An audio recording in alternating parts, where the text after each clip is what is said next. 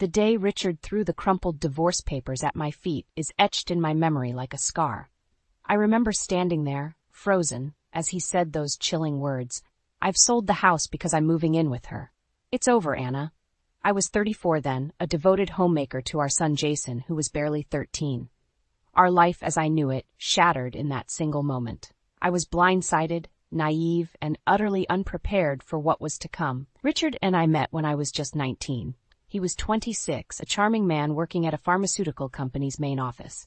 I was a fresh high school graduate, working as a receptionist at one of its subsidiaries. His attention flattered me. I was young, inexperienced, and he seemed like a dream come true. Our whirlwind romance led to an unplanned pregnancy, and before I knew it, we were married in a modest ceremony. Life then was simple, or so I thought. I devoted myself to our home and to Jason. Richard was often busy, his presence in the house dwindling over the years. I didn't question it. I was too caught up in the day-to-day of raising our son and managing our home. The day he left, everything crumbled. I was forced to confront the reality that had been lurking beneath the surface of our seemingly happy life. Richard's infidelity, his growing distance, the signs were all there, but I had chosen to ignore them. With nowhere else to go, Jason and I moved back to my family home. My sister Laura and her husband were not exactly welcoming. Their cold stares and hushed conversations made it clear that we were burdens, intruders in their settled life. I felt lost. A high school graduate with no significant work experience, suddenly tasked with finding a job to support myself and my son. The job market was intimidating, each rejection a blow to my already fragile state. But I had Jason to think about, a young boy thrust into a world of adult problems. It was during this time of desperation that I found a job at a call center. It was far from ideal, but it was a start, a glimmer of hope in the darkness that had enveloped my life. The job was challenging, long hours, irate customers, and a constant buzz of activity. But it gave me a sense of purpose, something I had lost in the chaos of my personal life. As I navigated the complexities of the corporate world, I realized how sheltered I had been. My lack of knowledge, particularly about legal matters like divorce and alimony, had left me vulnerable, at the mercy of Richard's whims. This realization fueled a fire within me. I vowed to never let myself be so helpless again. I immersed myself in learning, in understanding the world beyond the confines of home and family. As Jason grew, I saw the impact of our situation on him. He was quiet, more reserved than his peers, his eyes often holding a depth that was too mature for his age. But he was resilient, adapting to our new life with a strength that I admired. Our journey was just beginning, a path filled with struggles and revelations. But in those struggles, I found a strength I never knew I had. And in those revelations, a determination to fight back, to claim what was rightfully ours. Life at my sister Laura's house was a daily reminder of how far we had fallen. Her husband Mark barely concealed his disdain, often remarking, "Anna, you need to find your own place soon. We can't support you forever." The pressure was relentless. I scoured job listings daily, each rejection deepening the sense of despair. But it was Jason's quiet resilience that kept me going. Despite the turmoil, he focused on his studies, his determination unwavering. One day, I stumbled upon a job opening at a customer service center. It wasn't glamorous, but it was a chance. The interview was nerve-wracking. I sat there, feeling out of place in my outdated suit, my resume embarrassingly thin.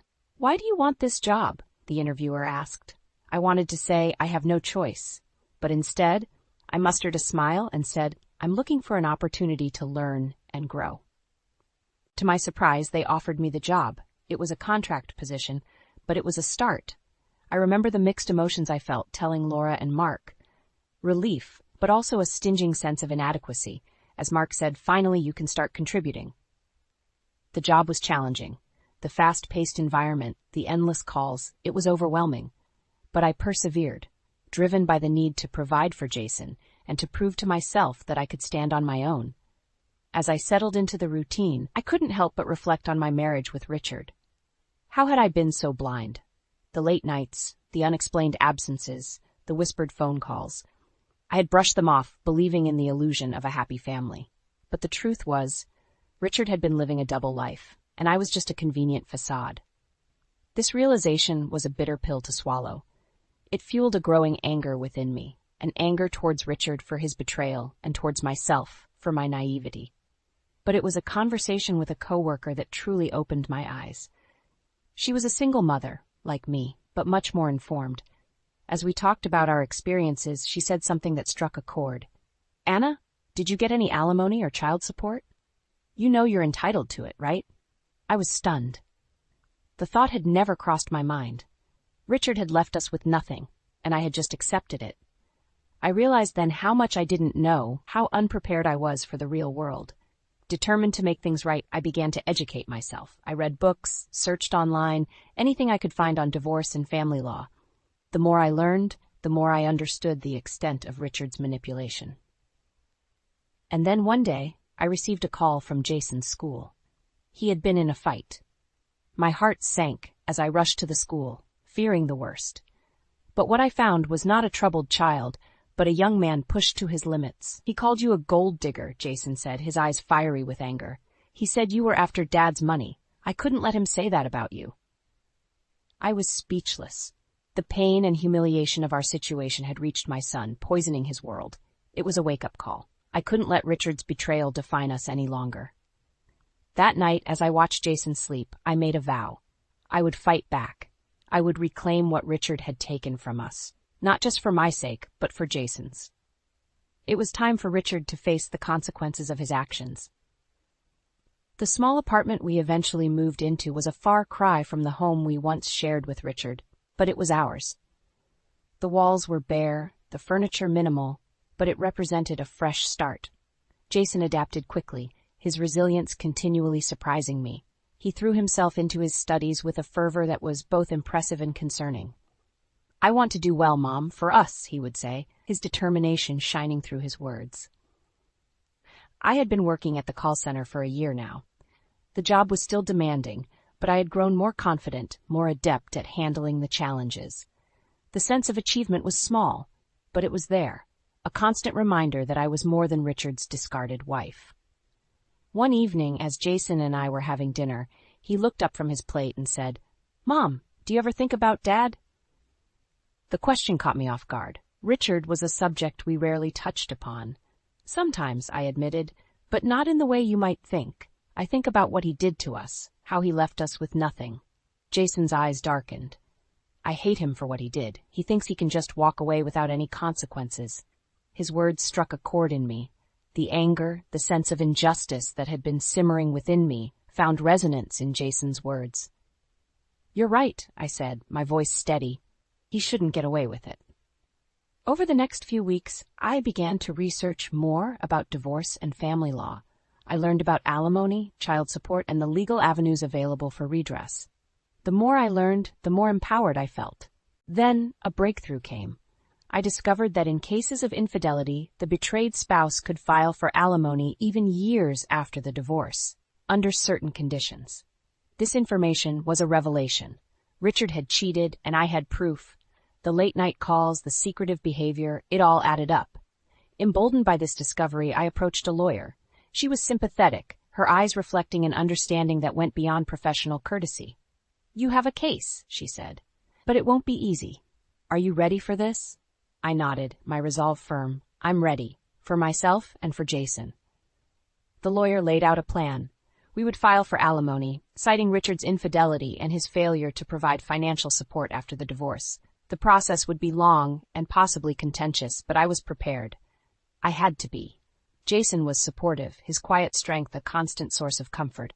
"We'll get through this, Mom," he assured me. "We're in this together." The day we filed the lawsuit, I felt a mix of emotions. Fear, anxiety, but above all, a sense of righteousness. Richard had wronged us, and it was time for him to answer for his actions. As the legal proceedings began, I braced myself for the backlash. Richard was not going to take this lying down, but I was no longer the naive young woman he had left behind. I was stronger, wiser, and I was ready to fight. The legal battle against Richard was like opening a Pandora's box.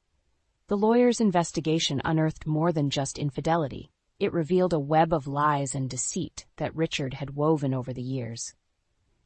As we sat in the lawyer's office one afternoon, she presented us with a file. "This is more than I expected," she said, her tone serious. Richard wasn't just unfaithful, he was living a double life. The documents in the file painted a damning picture. Bank statements, credit card bills, and photos, evidence of Richard's secret life, a life filled with luxury and indulgence, all while neglecting his family. "Look at this," the lawyer pointed to a photograph. It was Richard, looking carefree and happy, with a woman who was not me, his arm wrapped around her. My heart clenched at the sight, but I steeled myself. This was the truth, the reality I had to face. Jason's face hardened as he looked at the evidence. How could he do this? To us, to you. His voice was a mix of anger and disbelief. "We'll make him pay for this," I said, my voice firm. "He can't get away with it." The lawsuit took a toll on us. Richard's lawyers were aggressive, trying to discredit me, paint me as a vindictive ex-wife. But I stood my ground, bolstered by the evidence and the support of Jason and our lawyer. Then came the day of the deposition. Richard sat across from us, his demeanor smug and confident. But that confidence waned as the lawyer began to present the evidence. "Mr. Richard, can you explain these expenses?" she asked, her tone accusatory as she slid the bank statements across the table. Richard's eyes flicked over the documents, and I saw a flicker of panic. "These are personal expenses. They have nothing to do with my marriage." "And these photos," the lawyer continued, her gaze unwavering, "they tell a different story." Richard's facade began to crack. He fumbled for words, his composure slipping. It was nothing serious, just a fling." "A fling?" Jason interjected, his voice icy. "You destroyed our family for a fling?" The room was thick with tension. Richard's lawyer tried to intervene, but the damage was done. The evidence was overwhelming, Richard's excuses feeble and unconvincing. As we left the deposition, I felt a sense of vindication. Richard had been exposed for what he truly was, a cheat. But it was not over yet. The lawsuit would continue, and I knew Richard would fight back. But I was ready. For the first time, I felt in control, no longer a victim of Richard's betrayal. I was fighting back not just for myself, but for Jason, for the life we deserved. The lawsuit against Richard was dragging on, each hearing more contentious than the last. But amid this turmoil, a surprising development unfolded. One evening, Jason came home, a peculiar look on his face. "Mom, you won't believe what happened today," he said, a mix of amusement and disbelief in his voice. "What happened?" I asked, curious. "I had a job interview today at a pharmaceutical company. Guess who the HR manager is?" I felt a chill run down my spine. "Not Richard?" Jason nodded. "Yes, Richard. He didn't recognize me at first. I guessed he'd forget his own son's face." The irony was bitter. Richard, who had discarded his family for his career, was now unknowingly interviewing his own son. "What did you do?" I asked, a part of me anxious about the encounter. Jason's eyes gleamed with a cold fire. "I played along at first, but then the end. I couldn't resist. I asked him if the company condones affairs. The look on his face was priceless when he realized who I was. I was torn between shock and a sense of poetic justice. Richard, confronted by the son he had abandoned in a setting where he had always felt most powerful. "What did he say?" I pressed, my heart racing. "He denied it, of course. So I pushed further. I asked how he could sit there interviewing me when he destroyed our family for his own selfish desires." Jason's voice was bitter, but there was a sharp sense of triumph, too. He was speechless. I left him there, stewing in his guilt. The revelation was staggering. Richard, now faced with the consequences of his actions in the most unexpected way. It was a twist of fate that seemed almost too fitting. "But why did you go to that interview?" I asked, still trying to wrap my head around the situation. Jason's response was simple, yet profound. I needed to see him, face to face, to show him that despite everything, he didn't break us. We're still here, and we're fighting back. The aftermath of Jason's encounter with Richard at the job interview sent ripples through our ongoing legal battle. Richard, now aware that his own son stood against him, became increasingly desperate in his defense. Our lawyer, Miss Carter, called us for a strategy meeting. "Richard's lawyers are pushing for a settlement," she informed us as we sat in her office. "But given the evidence in Jason's testimony, I think we can push for more. What do you want to do?" I looked at Jason, seeking his opinion. His jaw was set, his determination clear. "We go all the way," he said firmly. "He needs to be held accountable, not just financially, but morally, too." Miss Carter nodded, her expression resolute. "Good. Then let's prepare for the next hearing. It's going to be a tough one, but we have the truth on our side. The hearing was indeed challenging. Richard's lawyer tried to paint a picture of a remorseful man who had simply made a mistake. But Miss Carter was relentless, presenting evidence of Richard's deceit and his neglect of his family responsibilities. Richard himself took the stand, his demeanor a mix of defiance and feigned contrition. "I regret the pain I caused my family," he said, his voice lacking genuine remorse. "But I believe the settlement offered is fair and just." His words rang hollow, and I felt a surge of anger. How could he stand there playing the victim after all he had done? It was then that Jason spoke up. "Fair and just?" he challenged, his voice steady but filled with emotion. "Was it fair to abandon your family? To lie and cheat while we struggled to make ends meet?" The courtroom fell silent, the weight of Jason's words hanging in the air. Richard looked at his son, a flicker of something, guilt perhaps crossing his face. But it was too late for regrets. The judge, after deliberation, ruled in our favor. The settlement was significantly more than what Richard had offered, a tangible acknowledgement of the harm he had caused. As we left the courthouse, a sense of vindication filled me. It wasn't just about the money, it was about justice, about holding Richard accountable for his actions. "We did it, Mom," Jason said, a hint of a smile on his lips. "We finally made him pay." The legal victory over Richard was more than just a win in court. It was a reclaiming of our dignity and a step towards healing. But the story didn't end there. The consequences of Richard's actions started to unravel his life, both professionally and personally. One evening, a few weeks after the trial, I received a call from an old acquaintance who worked at the same pharmaceutical company as Richard. "Anna, have you heard about Richard?" she asked, her voice tinged with a mix of shock and gossip. "No. What happened?" I inquired, a sense of curiosity mixed with apprehension. "He's been demoted," she revealed. "After your lawsuit, the company did their own investigation. Turns out he was using company resources for his personal affairs. They've transferred him to a remote factory, practically a career death sentence." I sat in stunned silence. Richard, once the rising star of his company, now faced the repercussions of his actions in the most fitting way. His career, the one thing he had valued over us, was crumbling. Jason listened quietly as I shared the news. "Good," he said simply, but his eyes reflected a deeper sense of satisfaction. "He's getting what he deserves." But the retribution didn't stop there.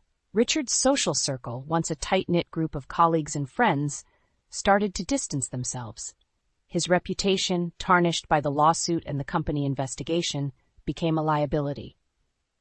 I heard from various sources about Richard's fall from grace, how he had to sell his apartment to cover the settlement and legal fees, how his second wife, the woman he left us for, struggled to adjust to their new, diminished lifestyle.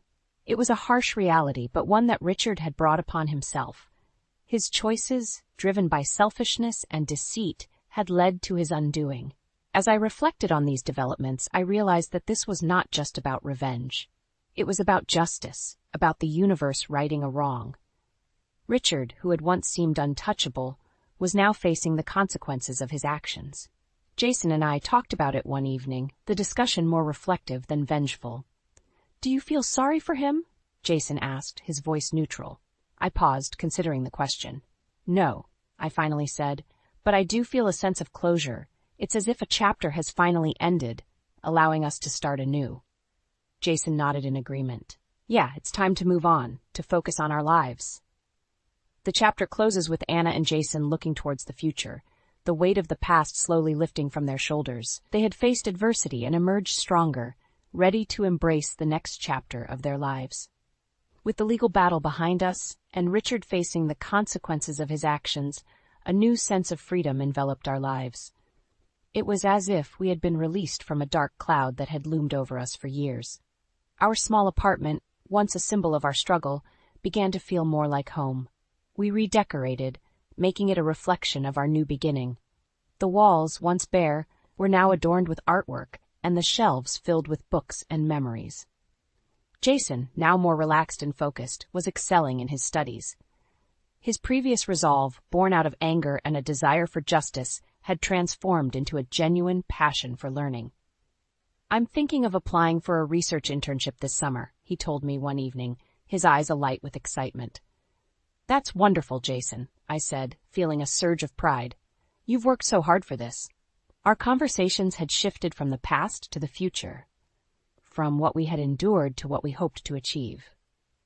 We talked about travel, about the places we wanted to see, and the experiences we wanted to have. One day, as we sat sipping coffee in our newly decorated living room, I brought up a topic that had been on my mind. "Jason, have you thought about dating? Meeting someone special?"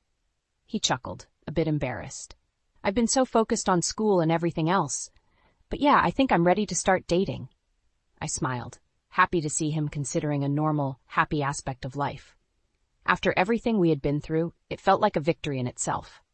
As for me, I had grown in my role at the call center, taking on more responsibilities and even mentoring new employees.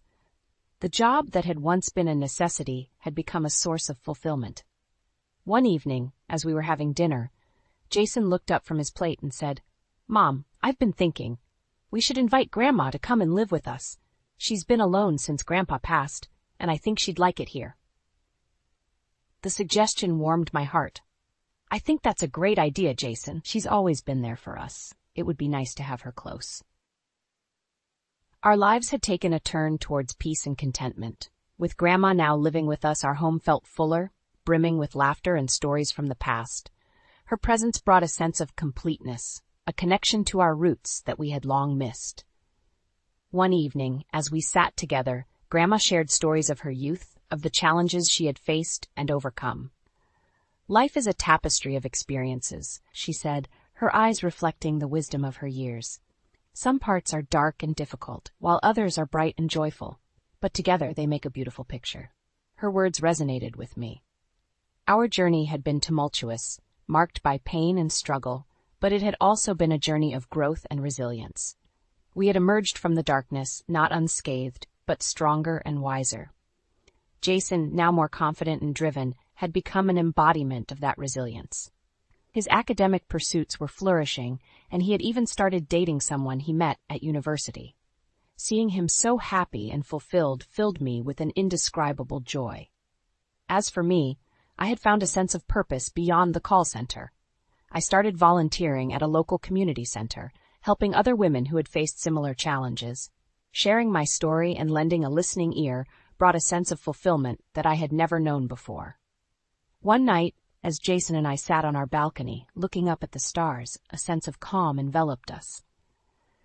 "Mom, do you ever think about Dad anymore?" he asked, his voice gentle. I paused, considering the question. "Sometimes," I admitted, "but not in anger or resentment. I think about how far we've come since then, how he was a part of our story but not the defining part." Jason nodded in understanding. "Yeah, I feel the same. He's just a chapter in our past." We sat in silence for a moment, each lost in our thoughts. The journey we had been on was not one we had chosen, but it was one that had shaped us in ways we could never have imagined.